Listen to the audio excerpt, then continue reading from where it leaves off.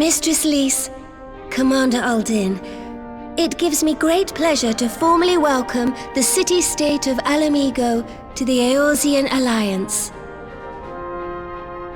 And we for our part are glad indeed to be able to welcome friends both old and new.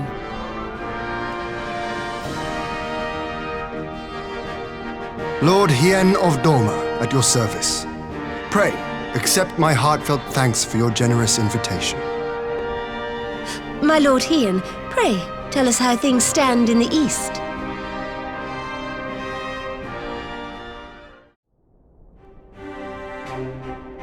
Having heard the rumors of dissent in Garlemald, I dared to dream of a peaceable solution. The Empire will not so easily change its ways. Our objective is clear. The question is how to achieve it. It's time we used our enemy's preferred tactic. Subterfuge. We dispatched the shinobi to Imperial territory. There, they sow the rumor that the Crown Prince perished in the battle for Ala Mhigo, and that the man parading around is in fact a corpse inhabited by a servant of darkness. Ultimately, however, what the masses believe is not our chief concern. Our true objective is to create an opening for rival factions within Garlemald to exploit. Just as a war of succession erupted in the wake of Emperor Solus's death. I am no stranger to infiltrating Imperial territory. With a team of operatives gathered from among the Alliance's finest, the plan should have a reasonable chance of success. Doma already has shinobi in place throughout the provinces. We stand ready to act, and act we must. What say you all?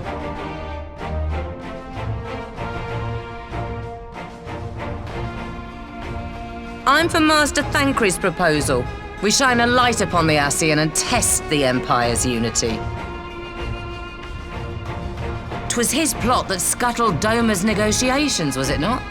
Why then, if we can eliminate him, there may yet be a chance for peace.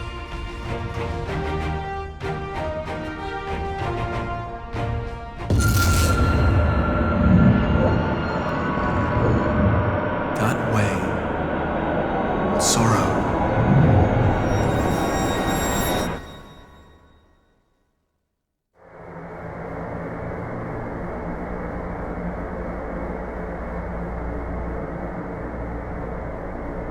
History must be changed.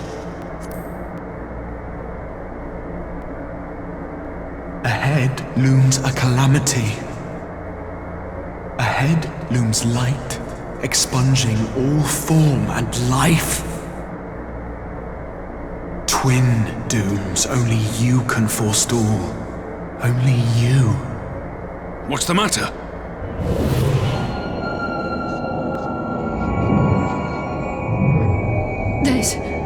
There's a voice! Spies in our midst? Nay, I sense no such presence. Let expanse contract. Eon become instant. Throw wide the gates that we may pass.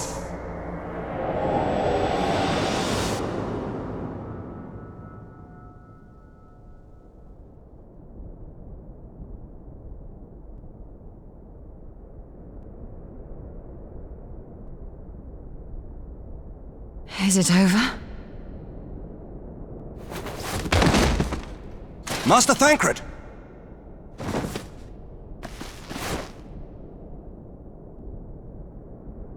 For Fend.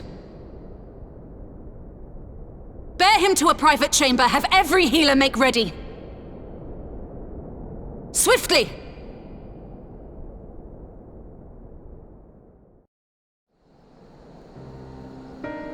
Master Trancred remains in slumber. Though his vital signs appear stable, he's unresponsive. I'm afraid we could not identify the cause, my lady. Our examinations revealed no wounds, nor the presence of any poisonous substances. Now, the matter of the mysterious voice must not be forgotten. Will you tell me exactly what happened? Alize and I heard a voice in the moments before Trancred collapsed. It was accompanied by a severe headache, as if something were clutching at our minds. Did you experience the same thing?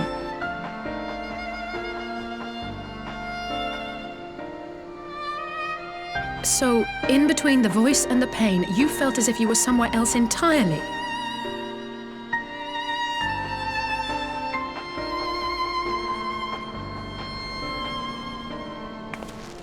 Your testimony confirms my suspicion. That which you experienced was, I believe, your soul being plucked from your flesh. Called.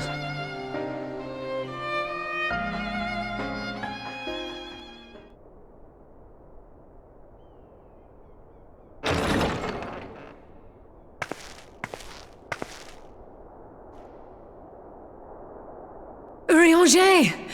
Gods, it's good to see you.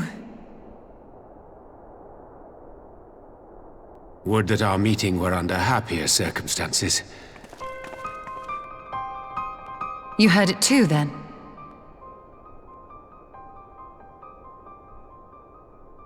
Aye. And all but certainly at the selfsame instant. Alas, pained as I was, I could make little sense of what few words did then reach mine ears. During my visit to the Far East, I observed a strange phenomenon. Thou referrest, I presume, to the localized reduction in etheric density.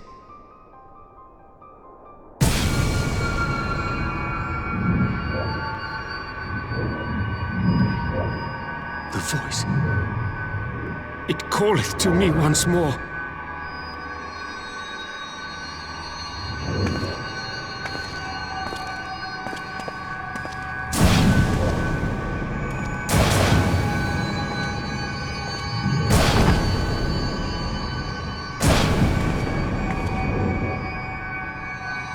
I hear it too.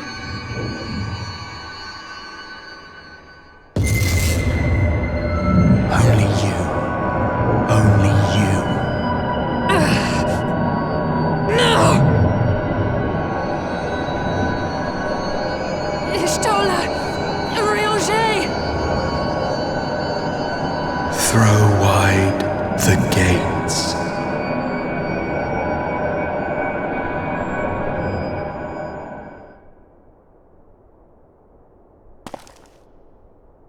No! No, this can't be happening!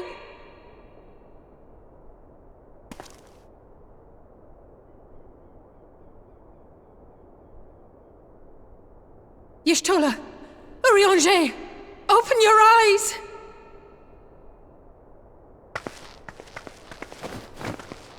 Open your eyes, I beg you!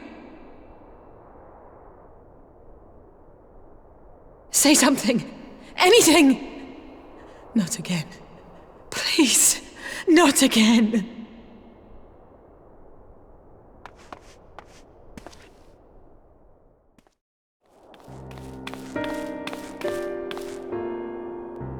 Kryl, I thought you were busy delving into the mysteries of Eureka. When word reached me of the plight of our friends, I could not well stay away. Thank you for coming, Kryl. I've read the report. When you heard this mysterious voice, you described feeling as if you were somewhere else, yes? I will have need of Master Matoya's crystal eye if I'm even to make the attempt. So I suggest we pay her a visit.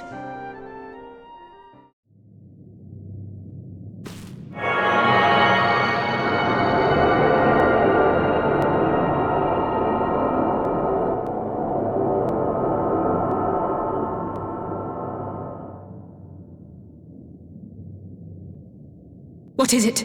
Did you find them? This doesn't make sense. How is it even possible? How is what possible? Kryl, what did you see? The threads, they just ended. And no, I didn't lose track of them. I followed them as far as they went. It's as if they were cut off. Yes? What, to Ala Mhigo? We're on our way. That was Lise. Apparently, a group of Populares have defected to Ala Mhigo, and Maxima, the envoy Alphinauld left with, is one of them.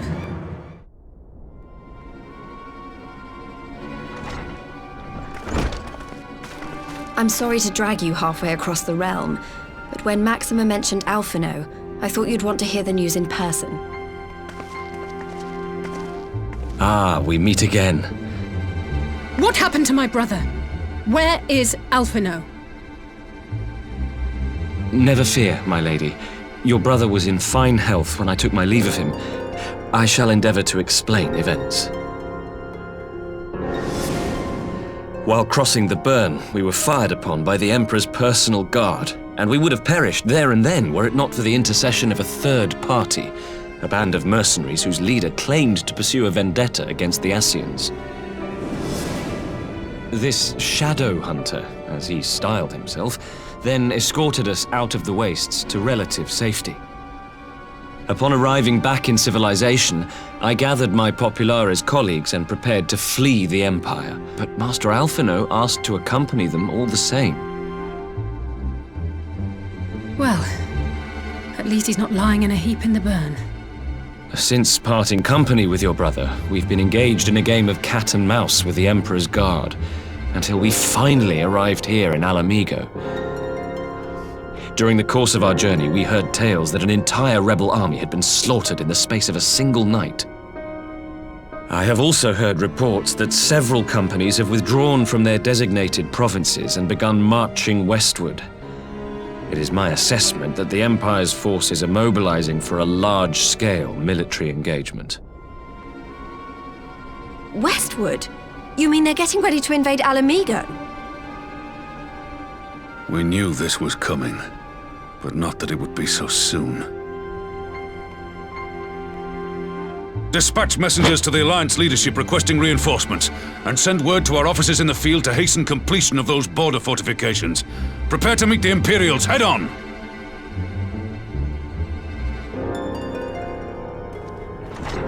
No matter how quickly we act, we still want for time.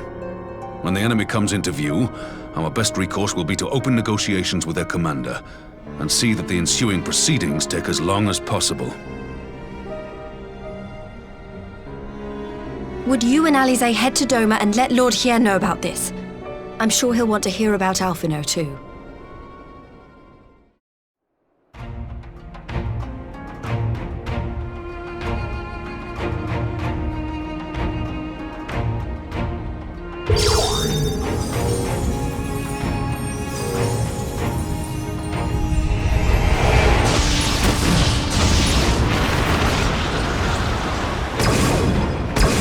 Node 1 is operational. Nodes 2 to 8 are reporting similar energy levels. The barrier is forming. $4,000! $5,000! Target altitude reached.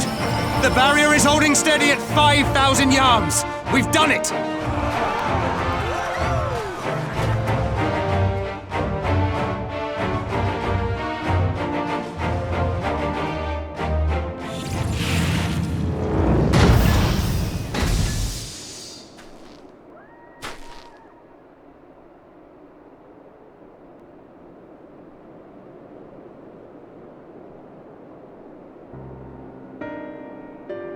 By the gods, it's Alphinauld.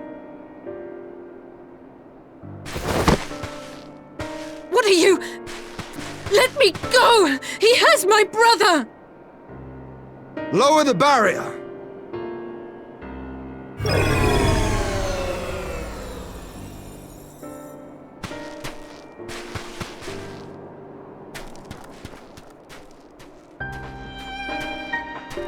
Be at ease, girl. The lad is not dead, merely locked in slumber. No, not him too.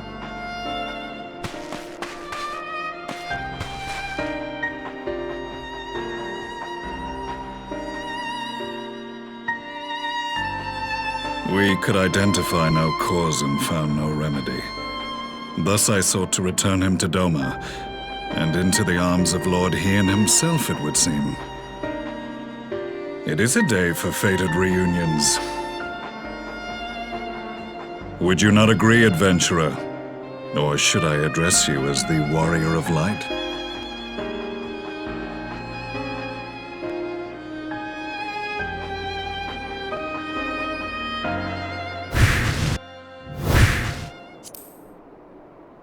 I, Gaius van Baelsar, the Black Wolf. Stand down.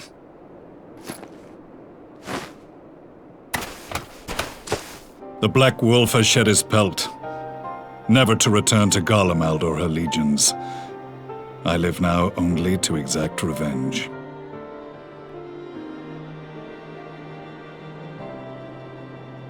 My principal quarry was to be La Hebrea, whom I gather you have since ushered unto oblivion.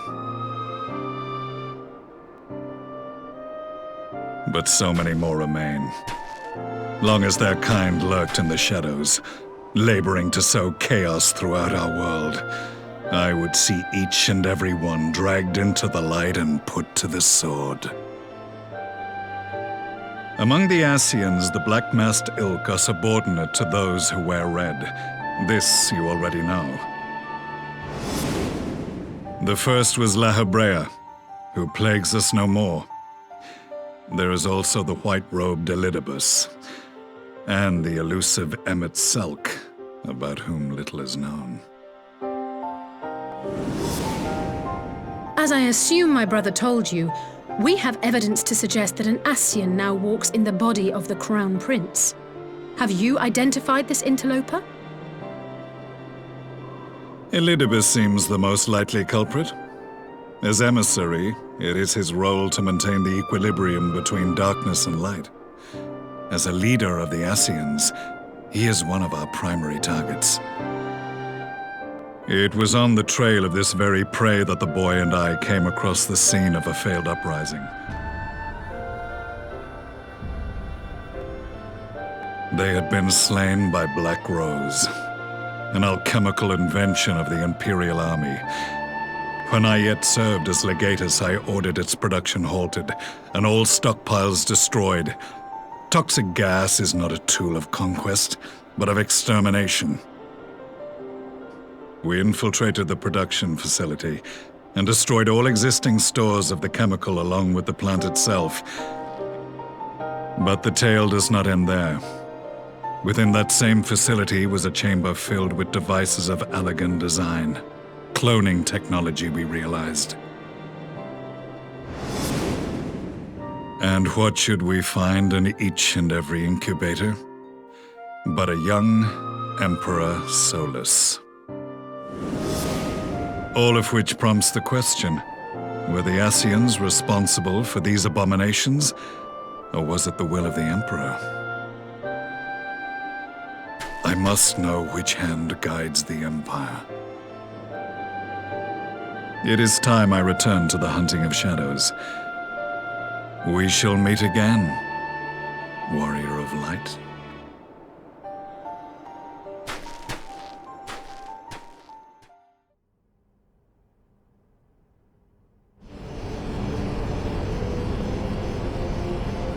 A silent agent of death. Now that I think on it, Black Rose may well possess the perfect aspect. Well, I shall leave you to your own devices. Go forth and bloody the land with your grand and glorious war.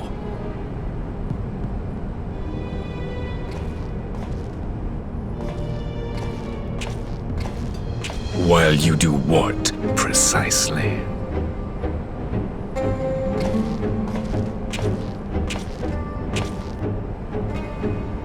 Need you ask? I will be doing what all Ascians do.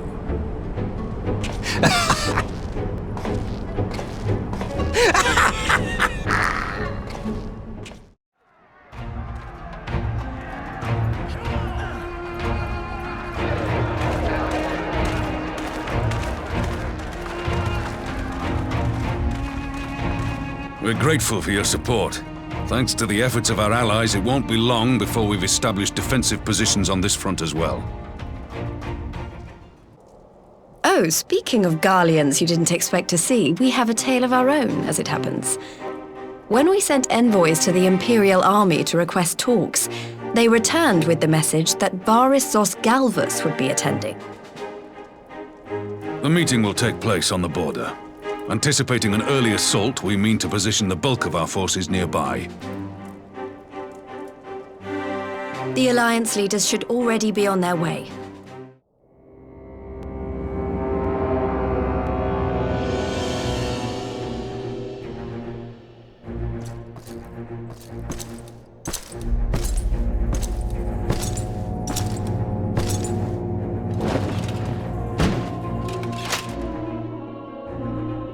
Esteemed representatives of the Eorzean Alliance, on behalf of the Garlemald Empire, I thank you for inviting me here today. As this parley was convened at your request, I invite you to speak first. Very well, Your Radiance. I, Nanimo Ulnamo, 17th in the line of Ul, should be pleased to oblige you.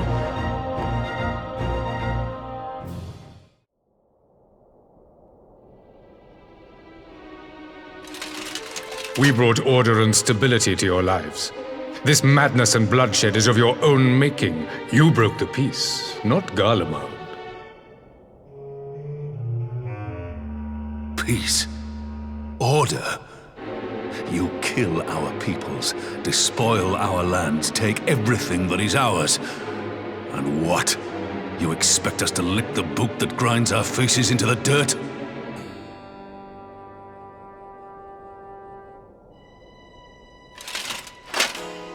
I expect you to weigh the costs, to recognize that countless lives have been lost on both sides in pursuit of a greater good, and to not squander all we have achieved in a fit of petulance.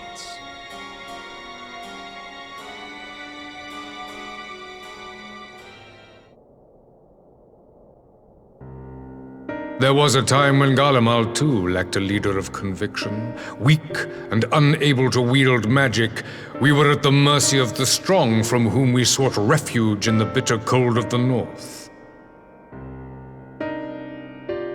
Were it not for the discovery of ceruleum and the subsequent development of magitech, we might never have gained the power to take back that which was rightfully ours.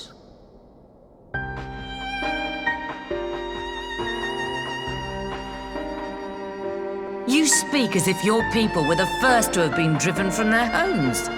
Limsa Lominsa was built by wayward souls in search of a place to call their own.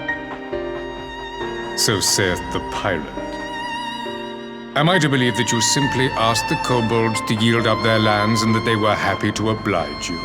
That you did not drive them out like rats in the hold of one of the many ships seized by your privateers?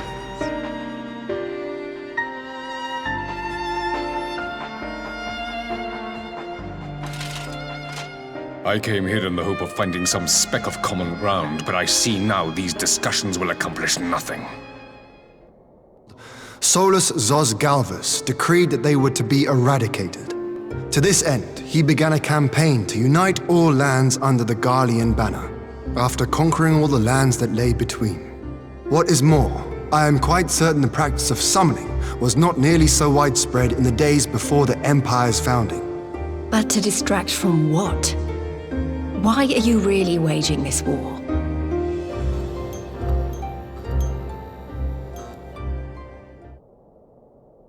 Finally, you ask the right question. I can but hope you heed mine answer and at last accept the righteousness of our cause. My goal is this: to return the world to the way it once was, the way it was always meant to be. In doing so, mankind will be made whole once more, as we were when time began. What in Rolga's name are you talking about? I am talking about the origins of this star, of the source and its 13 reflections. At the instant of the great sundering, 'twas not only the world that was shattered, but mankind itself. To bring about everlasting peace, our worlds must be rejoined. Are these not the self-same desires as the Ascians? Emperor Varis, do not trust in their words. They will lead you to your doom. My father thought to use them, but in the end he succumbed to their temptations. He embraced summoning like so many other pawns before him. Do not tell us you mean to do the same.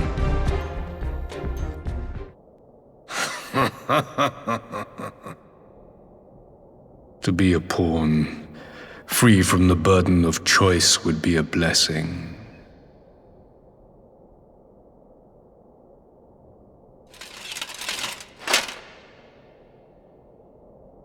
But I forswore that privilege the day I learned that the Garlemald Empire was built by the hand of an Ascian. What?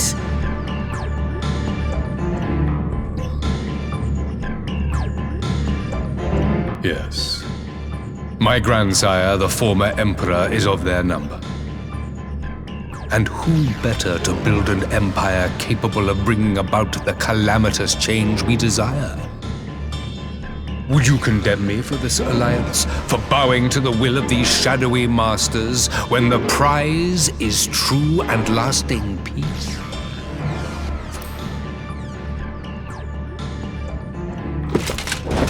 I come not to conquer, but to liberate, to free man from the prison of divergence. Imagine a world united. One perfect race beneath a single standard. An army before whose might these servants of darkness and light would fly as leaves in a storm, never again to meddle in man's affairs. We would be the masters of our own fate.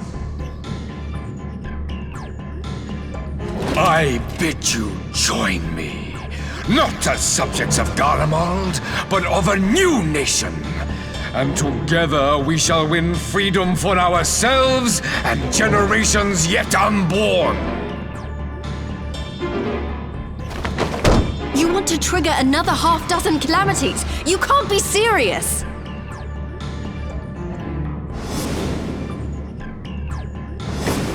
Have you forgotten how many died? There will be no one left! Do you truly imagine we would aid you in your bloodletting? It is unthinkable, unconscionable.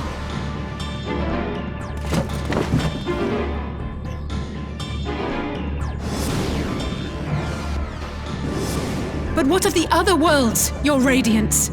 With every calamity, you obliterate a star and every soul that dwells on it. To the Ascians, we are all but tiny, momentary specks within an indifferent universe. We cannot hope to oppose them until we have been made whole once more. And you, warrior of light, would you refuse me as well?